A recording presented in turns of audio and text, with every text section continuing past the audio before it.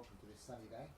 I thought it'd be a bit easier for me to explain the concept of hip rotation and pelvic rotation if I showed you in person rather than just typing it up on the screen, and so that's why I'm here.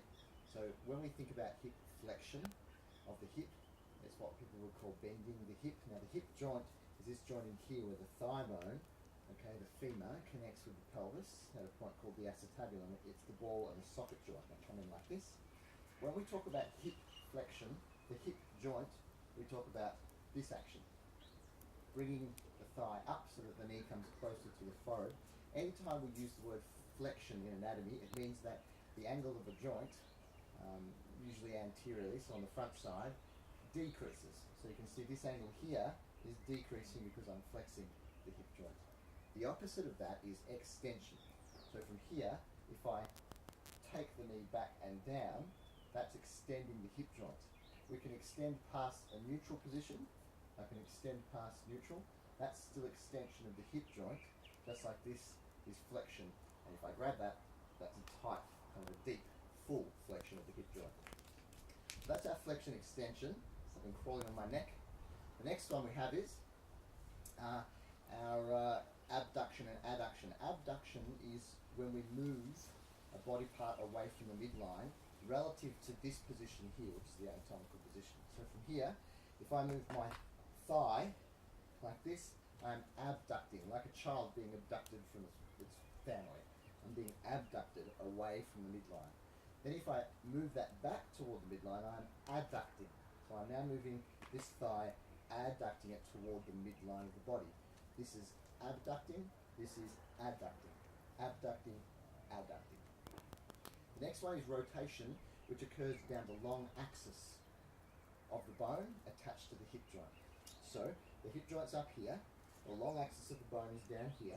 So rotation of the hip joint is this. This is external rotation or lateral rotation, and this is internal rotation or medial rotation.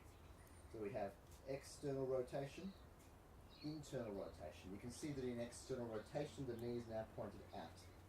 In external rotation, yes. And in internal rotation, the knee is pointed in toward the midline. There are two rotations that occur at the hip joint.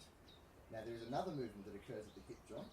If we come up into a flexion, where we're at 90 degrees, or thereabouts, and if we move this thigh out at this angle here, while the pelvis remains facing you, this action here is called horizontal abduction.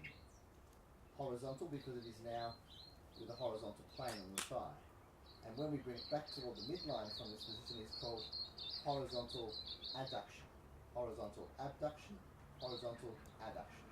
Now, if I do flexion and internal rotation, I'm moving along the long axis. You can see that my knee is here, my hip is here.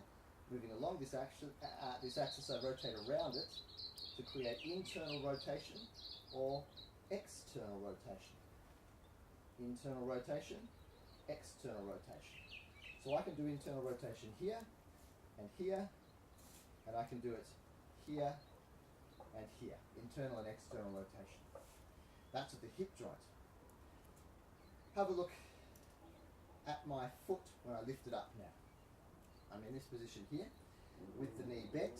I can now internally and externally rotate only the leg. Now the leg is from the knee down to the ankle. This is called the leg, and up here is called the thigh.